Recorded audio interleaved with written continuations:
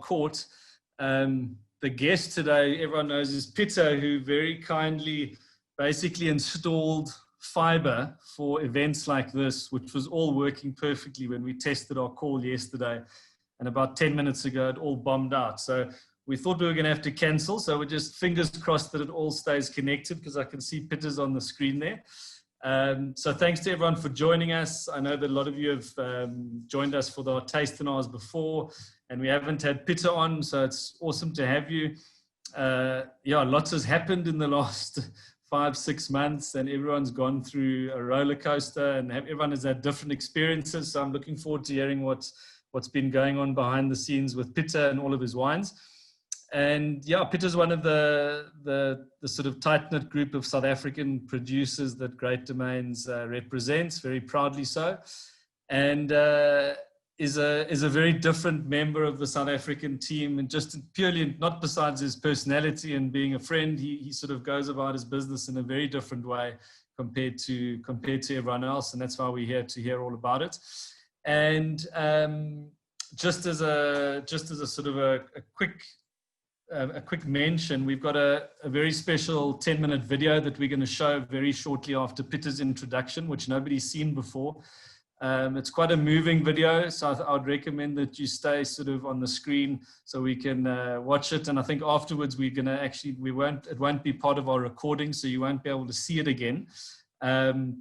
And as I say, it's well worth watching. And then there's lots of other interesting things to discuss besides some of those wines that some of you have kindly bought, which you can taste and drink while we go through the next 50 minutes to an hour. So Pieter, yeah, it's great to have you, man. And I know we've been working together for a few years now. It's been awesome. We love your wines. We like you as a person, and it's awesome to work with you. And I think that a lot of people haven't been exposed to you and your wines, and I think this format, either live now or as a recording later, is a great sort of tool to help people understand who you are and what you're doing behind the scenes in Somerset West. So I think what we'll do is, if you can maybe just give us just a 5-minute intro in terms of how you got into this crazy wine trade. We know all the stories, but maybe just a sort of a refined version of where it all started to now, and then we'll lead into that with the video, and then obviously carry on with the rest of the presentation. So thanks for joining us, and the fiber seems stable and you're not frozen, so fire away. Yeah, sorry, yeah, I really hope the fiber stays on.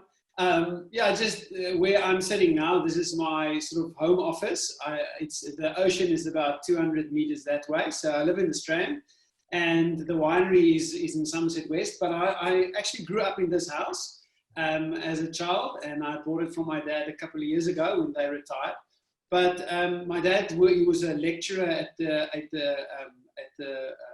Cape Technicon, so he's electrical engineering. My mom looked after us, so I didn't have any wine connection as I was growing up. When I was standard 6, for some reason, I decided I wanted to go to the agricultural high school, Landbouw. And I don't know why I did that, but I just decided to do that. So I went to boarding school. After that, I didn't do well in school, so I couldn't go to university. So most of my friends went to Elsenburg, the college. So I just went along, studied vegetables and farming in general, a little bit of viticulture, but nothing nothing specific. After that, I basically spent a year up and down the coast surfing. Then I started going overseas, and I spent another 3 years traveling overseas. And I ended up in a wine farm in Alsace. And when I was there, I always liked wine. I worked in the vineyards, worked with the cellar, and I really loved that. So I thought, okay, cool, this is what I want to do for my life. Then I went to America. In America, I decided, but I want to go and study full-time winemaking. And obviously, my school marks were, I think I had all D's, all standard grades, so there was no way I could get into university. So I applied, but I applied on the back of my practical experience. And I got into university. So when I was 25, I came back to South Africa and I started studying viticulture and winemaking at Stellenbosch. And that was probably the toughest thing that I've ever done in my life. I mean, 7 years after school, doing maths again, science. It was a really hectic year. And actually, a year later, when I admitted for my second year, the guy at the admin office said to me, "Oh, you're an older student." I said, "Yes, but I've got all these experience of winemaking. That's why they allowed me to go study winemaking." And then the lady said to me, "No, it's actually because of your age." So I never knew it, but there's a rule of the university. If you're over 25 years of age, they don't look at your school marks anymore. So they didn't accept me because of my practical experience. It was because of my age. So that's how I got in at the first place. I finished sort of university after 4 years, but in my third year, I started buying and selling wines. So I ran out of money, so I bought the first wines I bought was from a winery called Kanu. You probably know Kanu. And they had a special on wine. So we're selling wine with no label on it for R12.50 a bottle. And I'm sure there was something wrong with the wine, but at that stage, I tasted the wine. It seemed fine to me. And I bought 3 cases of wine. Now, that was the only money I had at that stage. So I took my last money, bought 3 cases of wine. I went past the guy that's now my brother-in-law, Oki, and he bought all of it for double the price. So I'm trying to work out, Pieter, if you liked your brother-in-law or not. Like, was the man, I love it at that stage. Money is money. So I went back to Kano and I bought 6 cases of wine and I sold it again to him for double the price. And then he started telling his friends. So it was the one friend after the other, and I started buying wine and selling wine. So every day after university, I would stop by Kano, fill up my little. My grandmother couldn't drive anymore, so she said, "If I can use her car to go to university, but then I have to take her to church once a week." So that was the deal, and she had this old Mazda 323, that 1981 model, so the round one. So I could fit in 230 bottles of wine in this car, and I would take 3 days to sell and then fill up again and sell. So I sold from Kano, I sold 4,600 bottles of wine in a couple of weeks. And then I started buying from the next winery and from the next one, but I was always buying unlabeled wine, selling unlabeled stuff. I got to my final year, I had this whole unlabeled wine business going, and then I started my own little winery in my friend's garage. So he lives on a farm just outside a town where my winery is at now, but he lives there. So we took out his car and we rigged this single garage as a little winery. So we started making wine there. End of my final year, I bottled the wine and I had this constant flow of clients, and I just sold those wines also unlabeled. And then I had the similar setup in Robertson. So I'd made wine in Robertson and Somerset West at the same time. I did the same there. Then I kept on, I went on for about a year and a half after university, making wine, buying wine from barrel from friends, bottling it, selling it to generate cash flow. So I had this whole wine thing going. And then the one day I was at the beach and my phone rang, and it was the guy in charge of the warehouse where I store all my wine. So all my wine was stored at a central warehouse in Paul. And he said, "Pieter, what's going on?" And I said, "No, it's going well. I'm at the beach." And he said to me, "No, the whole place is full of policemen." So long story short, the police closed me down. They took all my wine, and there was 3 things that was wrong. I didn't have a liquor license. That was the first thing. And then SARS, the government, you have to pay excise duty for all the wine sold. So if you sell a bottle of wine to a client, you have to pay excise duty on that product. That I knew of it, but that was sort of admin to me, and I never got to do it. So it was 2.5 years of outstanding tax, and it was against the law to sell wine with no traceability. So I had those 3 issues. First of all, I went to SARS and I said, "I'm sorry, and I'll never do it again." I paid all my fines. I paid all my outstanding tax. Then I applied for a liquor license, and the last thing I had to do is show them a label of my wine before they give it back to me. So that day, that same week, a lady came to me and said she wants to buy wine from me. She said she doesn't drink Shiraz. And I only had a couple of bottles of Shiraz at my house. It was in my garage, so the police didn't take that. And I opened up a bottle of straight Shiraz. I poured her a glass. She loved the wine. She bought 3 cases. And then I realized that people's got preconceived ideas when they buy wine. They look at the label. I'm like that. If I read Sauvignon Blanc in a label, I have a picture of what to expect. And I wanted to remove that from people's minds. So I called my wines BLANKBottle. Each batch I gave a batch name in the neck of the bottle, and put all the information about the wine on the internet, but nothing on the bottle itself. So that was the start of BLANKBottle, and that was 17 years ago. Yeah, I was just about to ask how long ago. It's amazing. It's already 17 years ago. You've probably still got the heart palpitations from when you got that call that the police were surrounding your wine. Huh?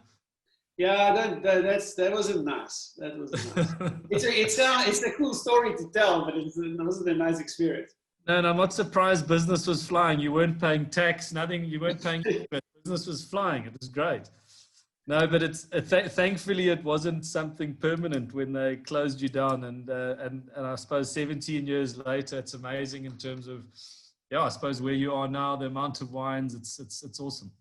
You know what they told me, what Saj told me, is they sat me down, they said, listen, if you make money, we make money. So we want to help you, just get your stuff in order. So they were actually fantastic. Look, I was also very, very upfront and honest to them. I told them, okay, this is what I've done, put all the cards on the table. And from there on, they were helping me to sort of sort out my system. No, that's very cool, man. No, well, thanks. I know it's hard to say, can you give us a 5-minute intro? It was probably unrealistic. I should have said 10 minutes, but that was awesome. I do think it really places the sort of the journey that you've been on, and a lot of people don't know this journey, and I think that's why it's important that people know it. So that's very cool. So Pieter, I want to do, as we sort of discussed before, maybe actually for all those that have kindly joined us, to launch into what I think is a very special 10-minute snippet of this documentary, which you sort of sent through to us in the middle of lockdown, sort of unprompted. I think, actually not unprompted, I think I was bugging you for it because you said that there was something that you had, and we needed something positive to watch during lockdown, and you sent it to us. And yeah, I was personally very moved by it, and as was the team when we all watched it. So I know that that it's something that you're still in the process of trying to sort of, maybe my words are wrong, but get distribution for, etc. So it is just a snippet. But I think just before presses play on that video, if you can very quickly just let everyone know about the film festival that you did amazingly well at, and then how this documentary came about. Sort of just a little quick intro on that, and then we'll press play. But I think it's really important to give it some context. Yeah, it's now almost 3 years ago. It's a guy called Theo Donald. We surfed together. He's much younger than me. He asked me the one day if he can film for 1 week with me. So he's a filmmaker, and he came back from overseas. He just needed a project. I said, that's fine, he can drive with me. So we started driving around, and 2 years later, we actually made a little documentary. So the one thing led to the other. Nothing was planned. He was thinking to make a 1-minute something, and then it turned out to be a half an hour, like a 35-minute documentary, a full-on documentary. And that thing led to more things. So we finished one, you can call it an episode of 35 minutes, but we shot like loads of other stuff in that also happened down the line, but we didn't edit that. And we entered this one. So first of all, a guy from America saw this 35-minute documentary, and then he said they want to fly us out to America. So we got flown out to Hollywood, me and Theo Donald. They flew us out to Hollywood. They put us up for a week there, 10 days. We showed the film in Sunset Boulevard, the famous street. There's a big wine shop. We showed the film inside the wine shop. We had a screening in this huge mansion in Beverly Hills, overlooking the whole of Hollywood, if you want to say that. So we had this really crazy 10 days in Hollywood that we experienced all these things, met all these famous movie people. We came back from there. That we put on ice because the Americans are like, look, it was for free, the trip. So nothing actually came of it at the end. But in any case, so then after that, we entered the film festival with the little film because we were now amped. And then we got selected with the top 50 films. And then we went to Marseille, France, and we traveled down. We went 4 days for the film festival, like all over the world, all these international films, and then we won one of the categories at the end of the film festival. That was really incredible. End of last year, me, my wife, Theo Donald, his wife, went to Paris to the Parliament. So we received our official trophy in Parliament in Paris, in France. So it was like everything surrounding this documentary is a little bit crazy. Yeah, listen, it's I get goosebumps actually when you start telling it again. So no, and I think because it's a sort of a condensed 10 minutes, we might chat when it's finished on obviously Lestrange and things like that, which at the end, to give it some context. But if there's nothing else you want to add, Pieter, before we watch it, we're gonna press play. Is that all right? Yeah, no worries. Thanks, Christine. Pieter, you're back. See, Pieter's just on mute. We lost him for a while. While he's coming back, I hope everyone enjoyed that. I think you can see what I mean. It's pretty amazing stuff. Pieter, you're back. Yeah. So I didn't see anything. I was gone. Restart internet, everything. Now I'm back again. So let's see how it goes. No, let's see. Listen, it's I was just saying it's just very special watching that, and I think you've hit it out the park. And I think maybe just a bit of one of the bits of context there, which is obviously you've done 10 minutes there, which encapsulates, I think, sort of 4 potential episodes. There's quite a lot of different storylines going on in the 10 minutes. So instead of maybe going through all of them, it might be worth just finishing that last bit with Andrew and Lestrange, because that's one of your sort of newest wines. And that's probably, as I say, that part where he's talking about making the pots is just, I don't know how you guys got that on camera. I mean, I think in fact, I remember when you told me you were looking for him because you couldn't find this guy, and you'll tell us exactly how that happened, because I think it's worth quickly talking about. It's amazing. And you said you couldn't find out where this bloody guy was that makes these pots. And now just to see it on the video, and then obviously there's the ending with the attack on the farm. Yeah, so who's Andrew, and how did that thing with the pots happen? I mean, it's typical Walser. It's a crazy story.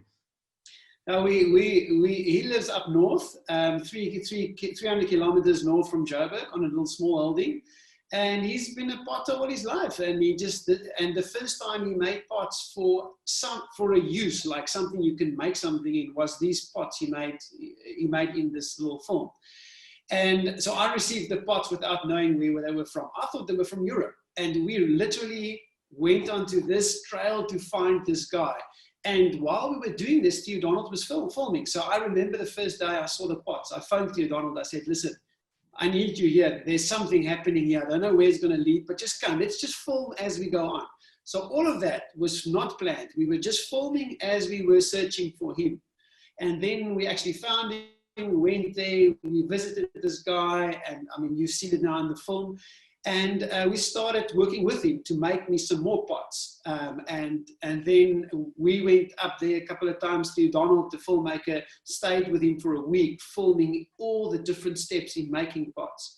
And then December, so we were like thinking that is like the follow-up on the new episode. So my piece is about 2 episodes. And then there's another thing that happens, and another. So that altogether could be about 4 or 5 episodes. And that's obviously not the end. It can go on longer. But in any case, we can touch on the next episode later. But I mean, so December, I got a phone call from Andrew's wife that said that someone attacked him on the farm. I won't go into the details now. But he basically lost the movement of his right arm. So that's the last we filmed. There we stopped, because we don't basically know where to from now. We didn't look for this thing to happen. We didn't look for the story. This is just what happened now. So we haven't filmed anything after that, because we're not sure where to from now. But the bottom line is we've made this. We've won a film festival. We have the opportunity to make 5 episodes. We have the opportunity to make even more. So it's something we want to finish, but it's a hard industry. I don't know anything about the film industry. It's a tough business. Yeah, no, I mean, Yeah, we've spoken a lot about it, and even your trip there with the whole thing with the Netflix guys and all of that. I mean, you watch that and you just. So I think the first thing I said to you was like, I watch it and go, that's 100% something. If you clicked onto Netflix in the wine and food category, that would give people goosebumps. And I'm like, why isn't someone just doing it and buying it and getting you to finish it? But anyway, I'm almost certain that's going to happen, and it'll all happen in good time. And in the meantime, you'll be making some amazing wines for people to drink. So it's all good. Um, and I'm just looking at the time. We probably made a big error saying that a blank bottle Tastinar is going to be 1 hour, but let's see how we go. So I think we must maybe start we've just got a few pictures and a few slides for everyone. I know that some of you, I think Natie's on the call. Some of you have kindly bought a little case of Pieter's wines, which you can taste as we go through it. And then, yeah, I think, Pieter, how do we do a tasting with your wines? Then we have to send people a pack of like 52 different wines, and they have to drink like 3 weeks. So we thought we'd just like refine it down to 6 bottles and choose a few. They all got fun stories and authentic stories. So yeah, I think that's a very cool picture there with some of the names of your wines in the cellar. I was mocking you about your hat, but I think it suits you, huh? Thanks.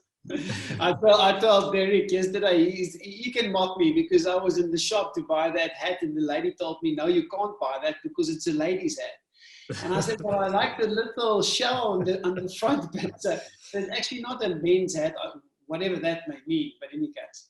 No, but it suits you. Well, but while Christine goes, as she clicks onto the first slide there, one of the things that we had briefly spoken about, I mean, people are probably sick and tired of talking about COVID and lockdown and these type of things. But I think with you, it's a slightly different story in that your lockdown was a very different experience, huh? Yes, lockdown was, sorry about that. Lockdown was lockdown was a very different experience for us. Sorry, are we talking a bit about lockdown here or what?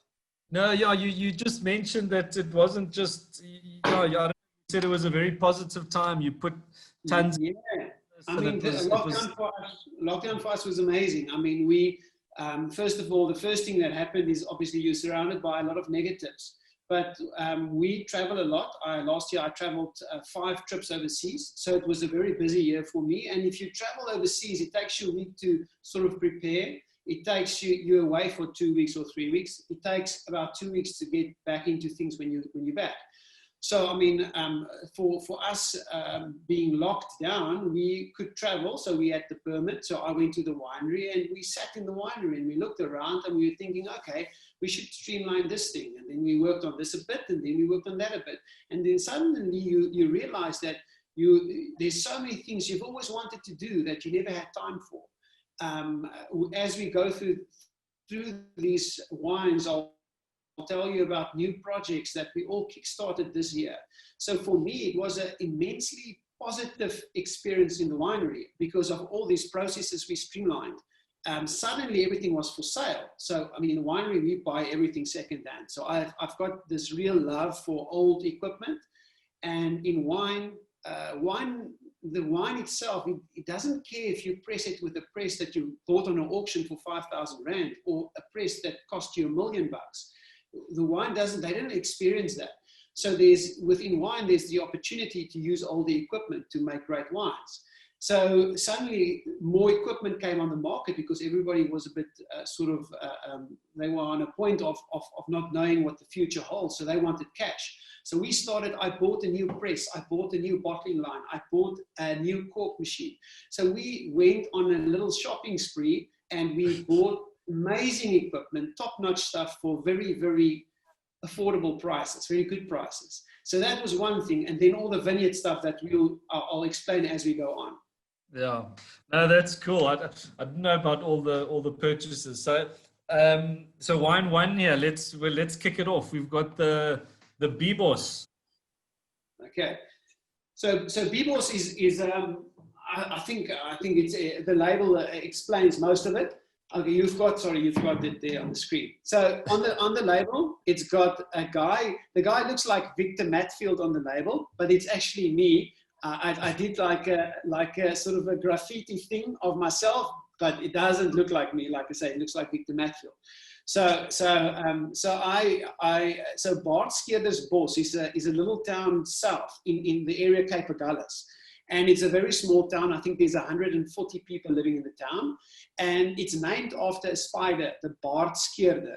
And the Bart Skeerder is a big spider. And there's a story, he got his name from, he builds nests from hair, like any type of hair. So there's this myth that at night, the Bart Skeerder will climb into your bed and he'll shave off your beard and he'll build his nest from your beard shavings. So that's, and then it's the beard shaver, so the Bart Skeerder spider. So that town is called Bart Skeerder's Bos with all these little spiders. So that's why it's got the half beard with the spider sitting on the cheek. That's the Bart Skeerder. And that's where the wine is from. So there's a lady that many of you might know, Caroline Relema. She's also in the wine industry. She owns a little plot and in Bart Skeerder's Bos. And she farms very passionately, her and her husband farms these two little blocks, some Sauvignon Blanc and some Semillon. And it's a really rugged terrain. There's lots of wind that pumps through that valley, and also very cool climate. And you get, the kind of wines you get is, in a sense, you can probably call it a little bit green, if you want to say that, but really harsh, very rugged sort of wines that need a lot of aging. But it's something that I feel like is very true to that specific area. So this is the two blocks together, 50%, 50%. It's Sauvignon Blanc and Semillon. No, awesome. Because there was the Bart Skeerder's 1 and 2. Am I wrong there? Yeah, there was a couple. There was a Bibos 1, and that's the Sauvignon Blanc Semillon, and there was two bottlings. There was a first one that was 75% Sauvignon Blanc, and then a second one that was 50-50. Okay. The one that you have is 50-50, and then there's also the Bibos 2, which is the straight Semillon. Okay. And this is actually cool because we saw a bit of this in the video. I know that, as I say, there were lots of stories going on, but this one's, I think, particularly relevant. And I mean, this is the epileptic inspiration. This is good to have this one back in the cellar. And this is a cool story, this one. Yeah, so the picture on there is MRI of my brain, and I had to do that MRI just after I started getting epilepsy. So like, yeah, I mean, you've probably seen that now in the film, that part, but 10 years ago I started getting epilepsy. And before that I couldn't draw as a child, and then after that suddenly I'm not saying that I do nice drawings now, it's just something that I really love and something that I personally like a lot. So I like the labels now. Before Epileptic Inspiration, you can see that on my website, it was just blocks saying BLANKBottle. It was very simple labeling. So that's why the name is Epileptic Inspiration. So this one I started making in 2012. And 2012, there's a little farm, that's the vineyard. So that farm is in Elgin. It's a fruit farm, and it's on Winery Road. So the road at the bottom, there's Winery Road. And the farmer planted 3 different blocks. Sorry, I'm lying. Some Sauvignon Blanc, some Semillon next to it, then Riesling at the top, another block of Riesling, and then some Pinot Noir. Very, very small blocks. But he planted that in amongst fruit. And that's the only vines on the farm. So I take all those grapes. And Epileptic Inspiration went through phases. Initially, it was only this block of Semillon that's on your screen for the first couple of years. But for the past 2 vintages, we blended something with it, a little bit from another block, some Semillon. And the reason for that is I don't own land. So I don't have full control over a block of grapes. And it's a very relative thing at the moment. And for instance, this farm was farmed in the beginning days really well when I stumbled upon it. And then there was a change in ownership. And when that kind of happens, it's always there was a troublesome time, if I can put it like that. The vines got neglected. The crop was very, very low, but I knew that I had to just hang in there. It wasn't worth my while at that stage because we got very, very little grapes off those blocks, but we sort of hanged in there. And when the new owner now, in the past year and a half, sort of got to grips with what he was doing there, I employed a viticulturist called Jaco Engelbrecht. And Jaco consults for this farmer. Well, me and Jaco work together and consult for him. And Jaco has got a very specific sort of a personality. And the farmer and Jaco just sort of get along really well. So at the moment, the project is absolutely amazing. We're doing incredible things there. We've literally turned around the whole vineyard.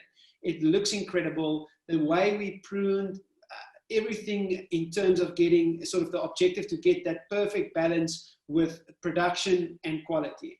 And the Samuel's going through that same process. The Hinterhoefkaboef is the Riesling that grows right next to it. We're going through that process there. And then the Pinot Noir at the bottom was never a great success. The first vintage that actually looks like something is one I've got in the cellar now. And then also the Riesling next to it, which we'll get to maybe next year or the year after that. But very exciting things happening on that farm at the moment. So in future, you could expect it back being only this one block in Elgin. But at the moment, there's some other Semillon in the 2019 as well. Okay. Oh, and it's made all in Lestrange pots, eh? So epileptic inspiration is Lestrange pots. That's cool. That's very cool. And this is Smog the Magnificent, but I don't think you did this label. No. This is like a Rhone style white that we made in 2011, and for some reason we've got to submit all our wines to the government to approve it. It's guys called SARBs, that the regulatory body within wine. So they basically tasted this wine blind to approve it for export, and they declined it. They said that it was, I don't even know why they said it, but in 2011, I just chucked it into a corner and I left it. And 6 years later, we actually, we started drinking it 6 years later. And then suddenly we felt like, this wine is really incredible and it's aging amazingly. So I took 3 bottles, I sent it back to SARBs, to the government. They tasted the wine blind, like 6 years later, and they approved it immediately. And I needed a label for this wine. So the story, I didn't really know what to label it with.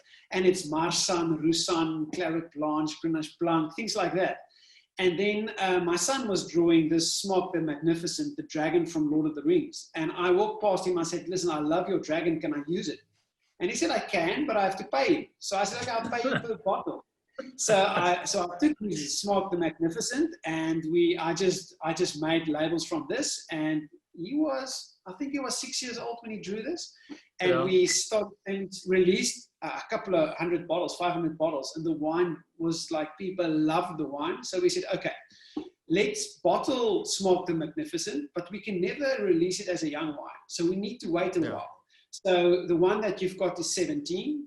And then we've got 18, 19 bottles. We're bottling 20 now. So we will wait like a couple of years, 3 years, maybe a little bit longer, depends on the wine, to actually release the wine. So it's an aged Rhone blend.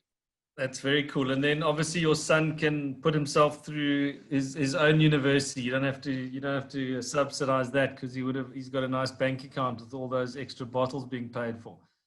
Yeah, but I've got 3 kids now. So now there's this thing that everybody wants to design a label. So they've all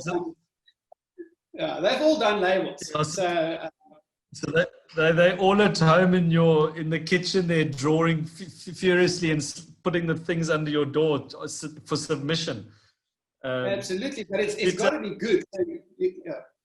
Yeah. Well, listen, there must be some good genes there from the father. So I'm sure there'll be more than you think that are possible and even better.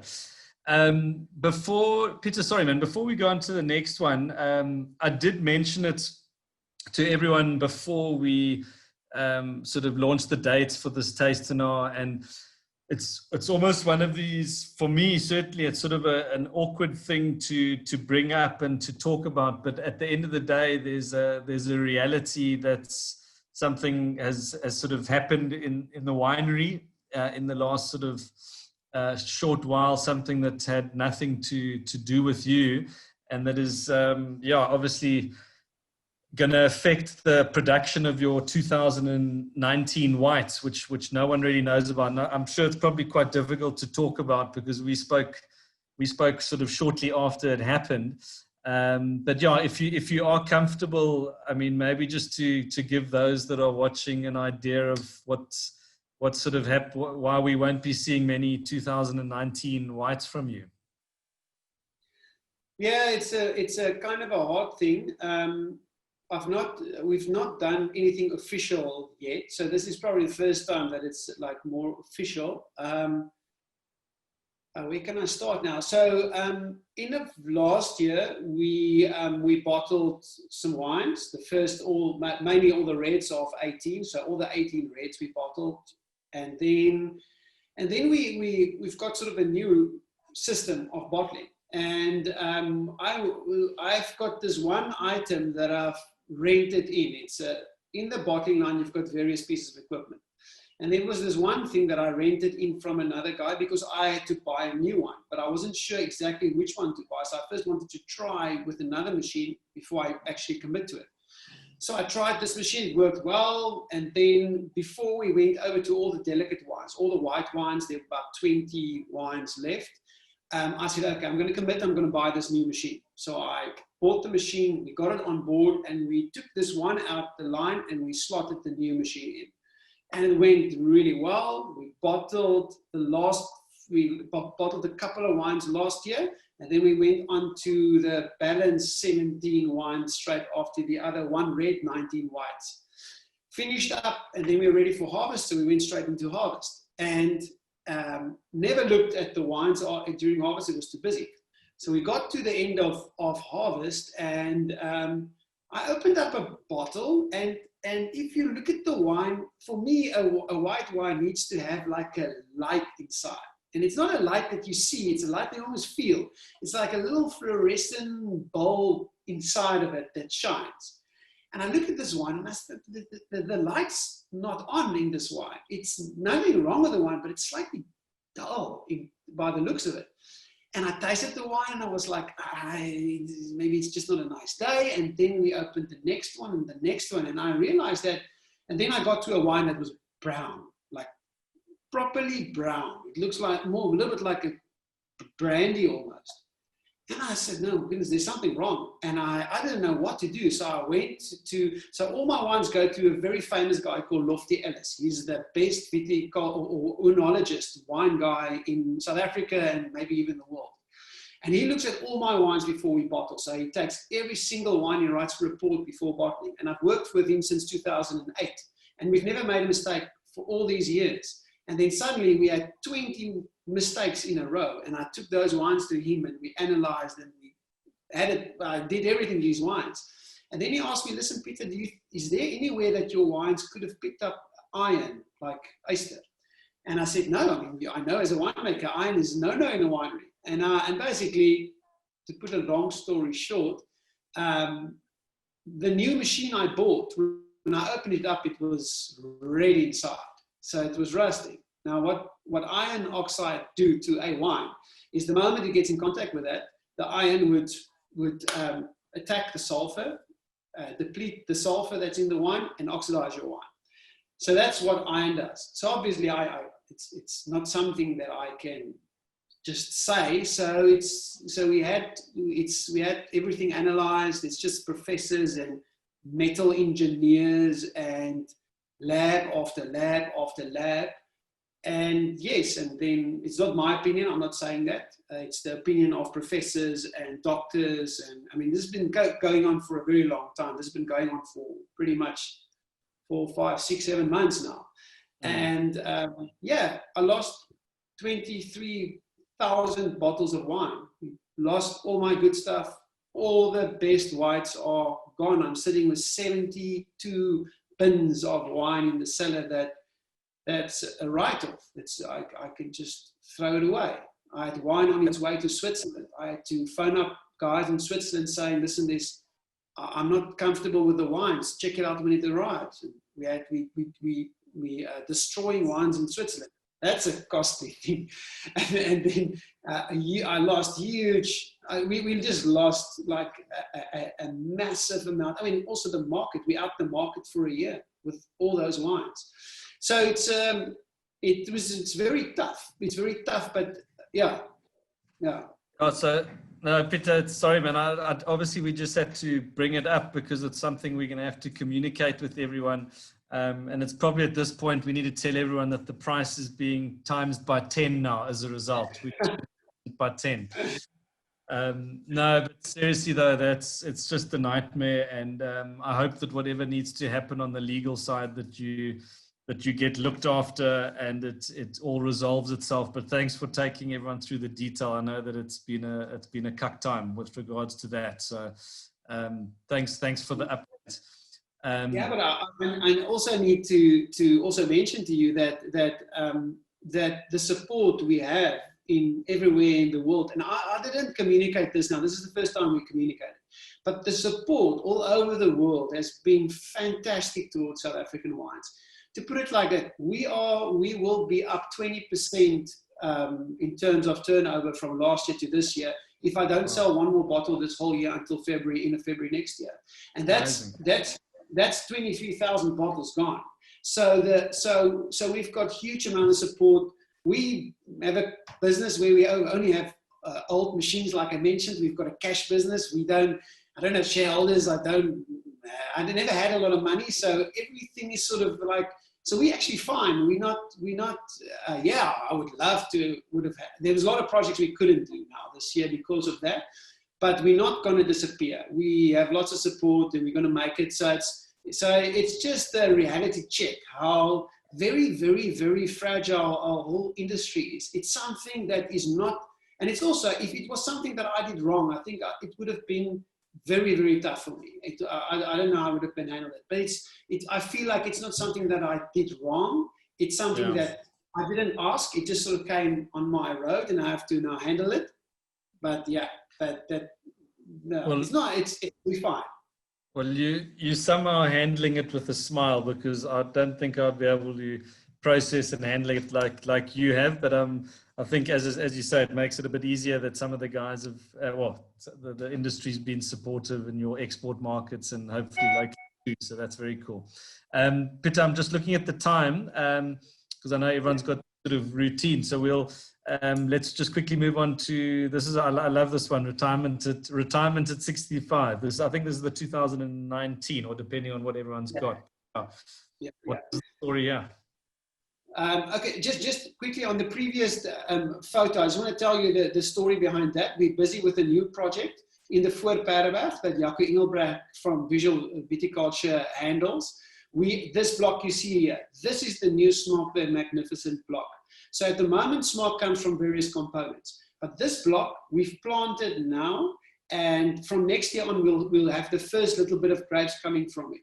But it's 8 different varieties, and this whole block is just for Smaak the Magnificent. So the whole block we will pick as one, and it'll go to Smaak. So that's what you see there is the future for Smaak the Magnificent. It's got Marsanne, Roussanne, Claret Blanche, Verdelho, Chardonnay, blah, blah, blah. All of those kind of varieties, all planted in the amounts that I need to go to Smaak the Magnificent.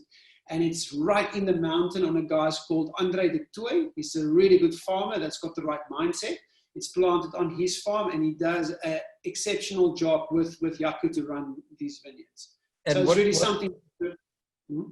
Yeah, sorry, Pieter. So what soil is that it's on there? There's a lot of shale, but that's more of a sandier shale.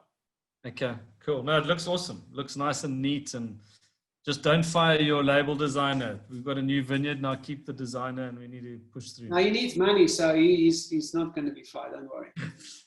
Yeah. So let's do that retirement. This is a cool one. Okay, so retirement is at 65. It's got that dead sheep stuck in a wire. So the story is in 2016. I was on this guy's farm, and we drove around, and I saw this little block of grapes in the mountain, like in a little valley in the mountain. And I asked the guy, "Listen, what is planted in the mountain there. He said, no, that is Cinsault, but it's horrible. The birds eat it every year. So I said, okay, man, let's go have a look at the vineyard. So it was a bush vine vineyard. That is the vineyard on the screen there. That's cool. Very, very old. It was at that stage 64 years old in 2016. So I said to the guy, listen, you don't find these things often. If I buy you bird nets and we cover this whole block with bird nets, can I buy the grapes? And he said, okay, that's fine. And I said, I don't have the people to put it on, but I can pay for the nets. So he said, okay, he'll supply the people to put it on. I buy the nets. So the next year he pruned it better. We sprayed all the weeds, because at that stage he didn't look after the block really well. So we sprayed the weeds, tried to get this whole thing in a more of a sustainable farming thing. And then when the new shoots came out after winter, the new shoots were about 20 centimeters long, and it was soft and green. And on the weekend, his sheep broke through the fence, and they basically ate the whole block. So they ate all the little green shoots. They were all gone.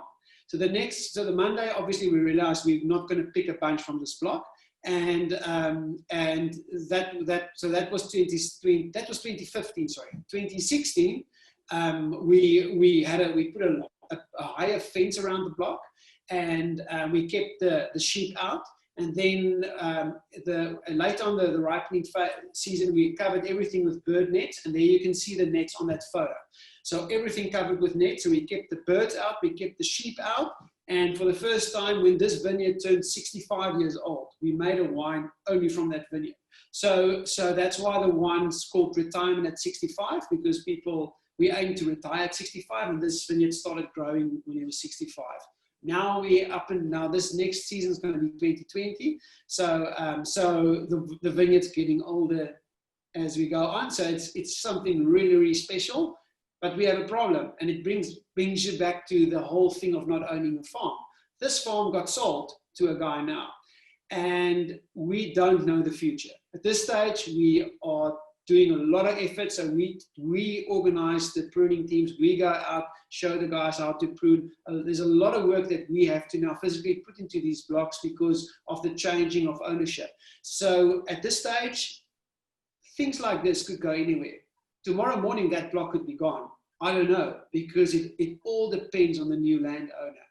And if it's not a person that understands wine well, it could be gone tomorrow. But at this stage, it's still there.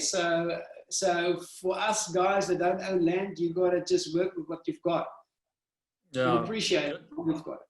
No, exactly. Enjoy it while it's there, and it's very much in your style, which is what we love. It's that sort of elegant, delicate style of red wine making. So that's hopefully that vineyard continues to be in your hands going forward. So let's hope. But this is actually, the next one's actually, if I have to, everyone always asks what your favorite wine in the world is, or your favorite wine from a producer. So this is probably for me my favorite, certainly red wine that you make, and that's purely a personal thing. I love this wine. I love the story. I love the grape. And this is Little William.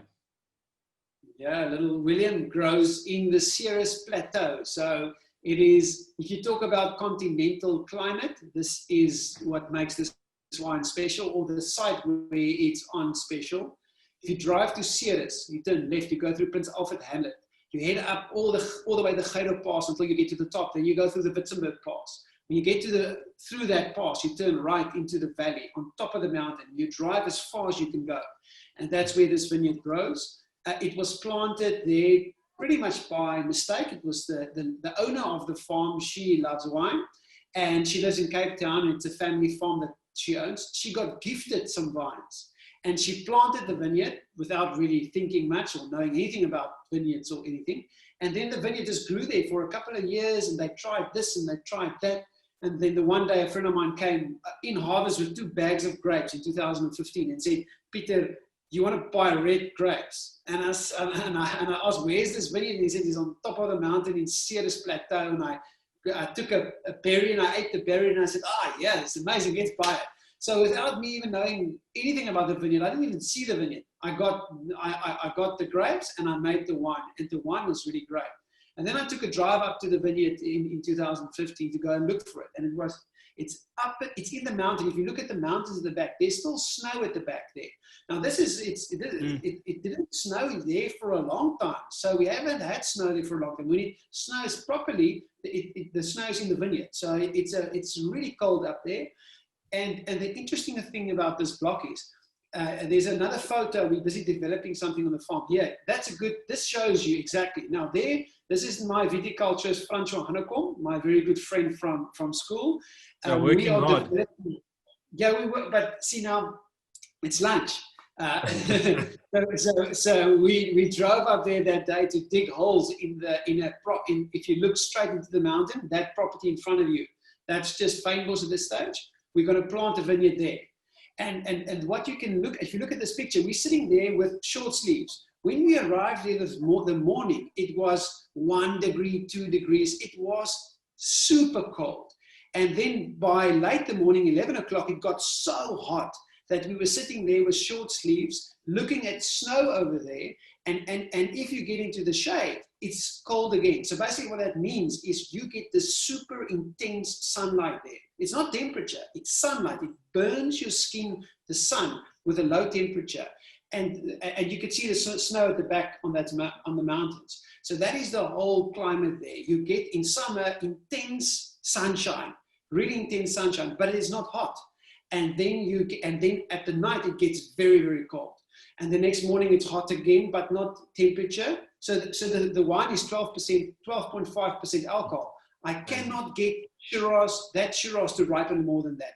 This is optimum ripe grapes. It cannot get riper than that. So even if you've got grapes like that being so ripe, you have it at a low alcohol because of the site it's on. Oh, that's why I think I love it. It's low in alcohol. It's beautiful. Is that in the vineyard there? No, this is not the vineyard. Now we're developing a new piece of land, just like you saw in the previous photo. So we took a guy called David Simon. He's an older guy. He wrote most of the books on soil that you can read at university. So we took him up, and he likes to have a little braai in lunch. That's why we took the meat and the fire. We took him up the mountain. We dug holes there in the veld, and we basically we put him in all these little holes. And you've got two options. You can do this whole development with high-tech technology, or you can use what we call a number 13 spanner. One spanner you could use for various things, and that's from David Simon. He's got so much experience in wine and viticulture and soil that we put him inside all these holes. We made him feel the soil, analyze everything. We took soil samples, and after then we made a nice fire. We brought him some meat, and we had him taste all the different wines I've made from that area. And then he said to me, Pieter, hier bly 'n haas wat ek nie ken nie. So hy said, hier slaap 'n haas wat ek nie ken nie. So here lies a rabbit I've never met. And that's continental climate. He says there's something very special is going on there. So that's what we're doing there. We're analyzing soil and that kind of thing. No, that's very cool. I haven't heard about the horsey. That's a good one. But the story about Little William, I don't know if we've got any more time left. Can I tell the story? Yeah, let's do a quick Little William before the Oppie Koppie, because yeah. Okay, we first finish Oppie Koppie, then we can go back to Little William. No, let's do Little William, and then we'll finish off with the Oppie Koppie. There we go.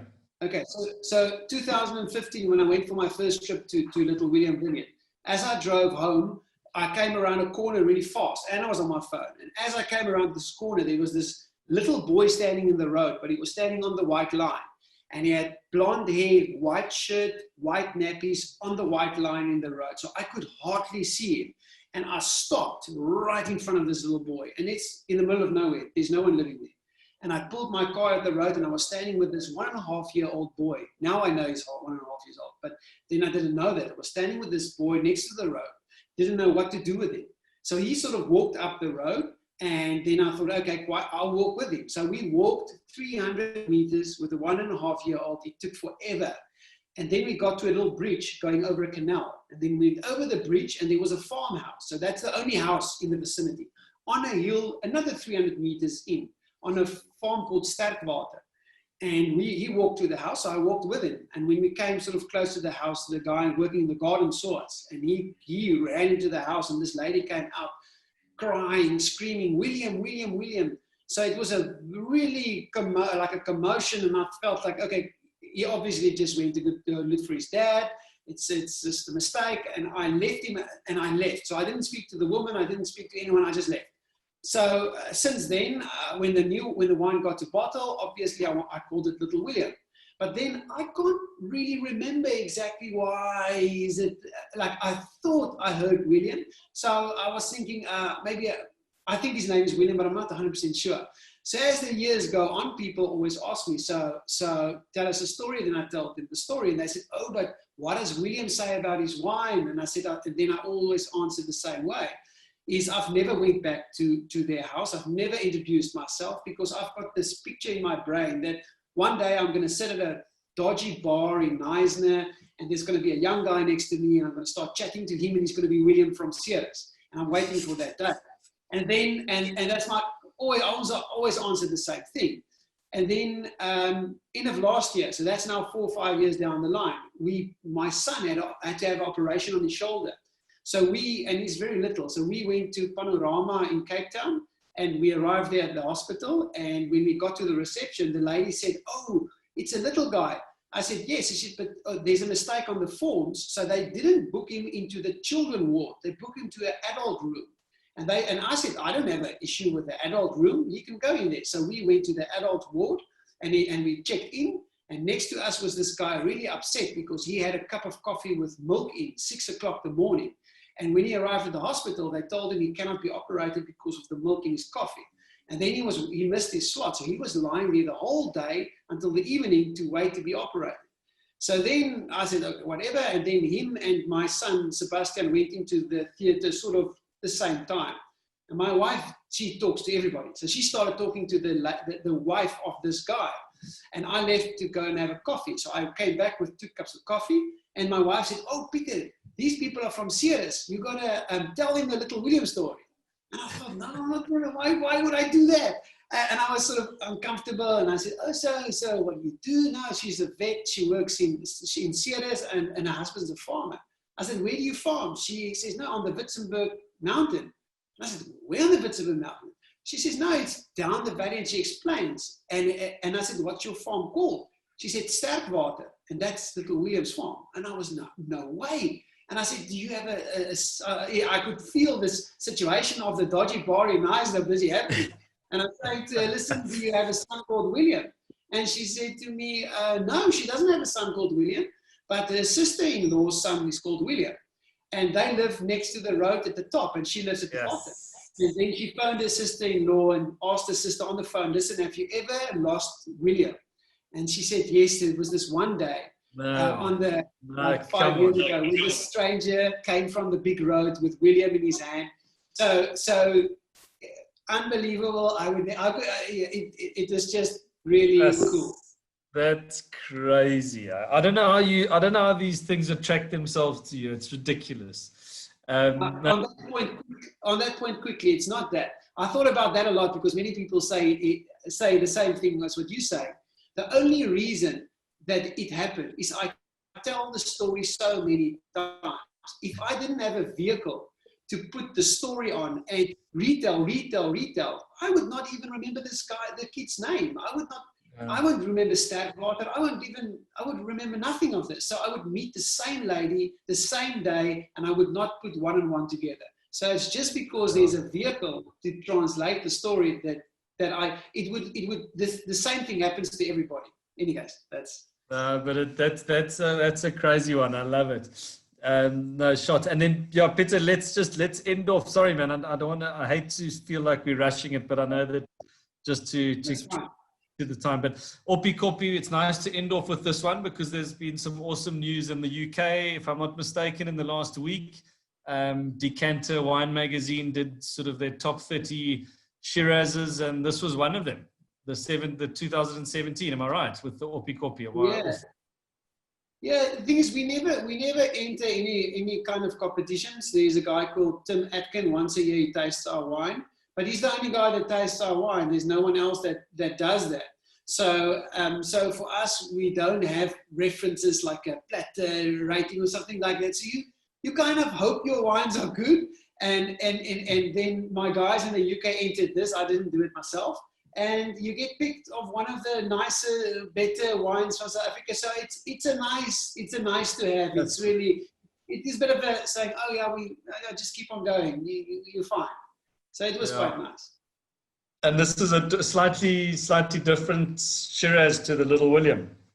Oh, completely different. And it comes from the same winery. It's made the same way. So for me, whenever I have a wine that, if you make it the same way, it's just got character. And this one is not perfect at all. I mean, the tannin structure is aggressive on this wine, but it's got that character. It's got something unique from that block that I don't get anywhere else, similar to Little William or whatever other wine we've got. And that for me was something really appealing. And many years ago, I wanted to show my consumer the effect of whole bunch fermentation, because people don't get it. And then I had this organically or biodynamically farmed block of Shiraz in the Voorpaardenberg. And whenever I pick those grapes, I take the bunches, I strip the berries from the bunch, and I eat the stems. And based on the taste of the stems, I decide how much whole bunch we're going to do or not do. And when the stems get like really sort of a cream color, like almost like a beigey color, it gets really, really spicy. And the more spicy it gets, the more stems we throw in. So based on the climate that influences the stems ripening, we do more or less whole bunch. And then I thought, okay, in the first vintage, we did a third whole bunch. So at the bottom on the right-hand side of that picture of the bottle, it's 33.33. That was the original label. The name of the wine was called 33.33. So I drew this camera that takes a picture of the stem without berries on the label.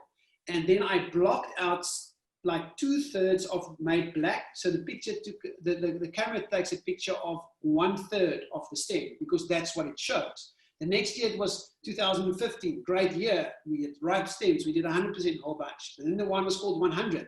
And I opened up the lens, took all the black out, so the camera took a picture of the whole bunch. And then it was 69.9999, because someone else has got a name called 70, so I had 69.9. And this is 80% whole bunch. So each year I changed the label a bit. The bulk of this is still the Oppie vineyard. That's the name of the vineyard. It's biodynamically farmed. And so that's the block. In this vintage, we added a little bit of Swartland Shiraz and also a little bit of Cinsault as well. We felt like it needed that. And it turned out to be really great, but the bulk of it's still the Oppie vineyard. This farm got sold to a new guy, and he removed the whole block. Boop, gone. A new owner just decided to take it up.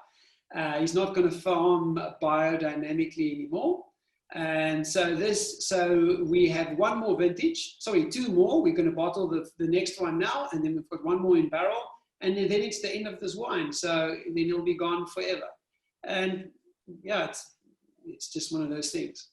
Well, it almost is in some weird way appropriate, in terms of, even though one would probably wish to carry on, some of the wines have a end to their story, and I think it's almost quite a nice way to finish, because you've got all these wines and they all do have stories, and some of them, I mean, I've asked you, or we've had lots of chats. It's to have one or two wines. It's really nice to have continuity, and for people to sort of every year ask for Little William or whatever it is. Well, certainly me asking for Little William every year, and then for some other wines, you know, to have an end point at some point in their lives, and that happens, and you must enjoy it while it's there and while it's in bottle. And there's a few nice comments coming through from everyone that's joined.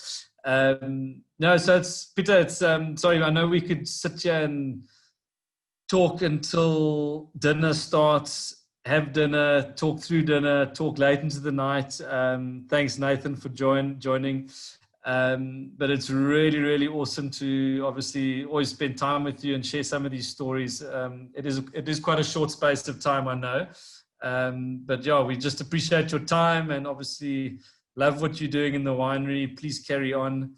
And yeah, we just look forward to the future. No more 2019 white mishaps, which obviously wasn't your fault. We're just thinking positive thoughts. Yeah, I've always in my life said that for the couple of years I was telling maybe I should 1 year just stop making wine and start out the market for a whole year and then just come back and just sort out loads of different stuff. And I never thought it was actually going to happen without me. So I should stop saying things. I need to just shut up now. Yeah, someone was listening, but it seems like it's all going to be okay. But no, listen, thanks, Pieter. Great to see you, man. And we'll connect up in Joburg or back down in the Cape. And we look forward to carrying on drinking the wines, and everyone else has been doing the same. And thanks again for everything. Yeah, and thanks so much for you guys. Thanks for all the support through this time. Thanks to all the guys that listened. I really appreciate it. It's fantastic. Yeah, and it seems like the fiber worked just in time, so it was a good investment. Did you also buy the fiber secondhand? I thought I'm going to buy it. They told me a 10 up and a 10 down is enough. So I bought a 20 up and a 20 down. So, but luckily it was only one restart in the session. So thanks to Vodacom. It worked. It worked well. Awesome, Pieter. Thanks a lot, man. We'll chat soon. Have a good weekend. Okay. Thank you. Bye. Ciao, man. Cheers.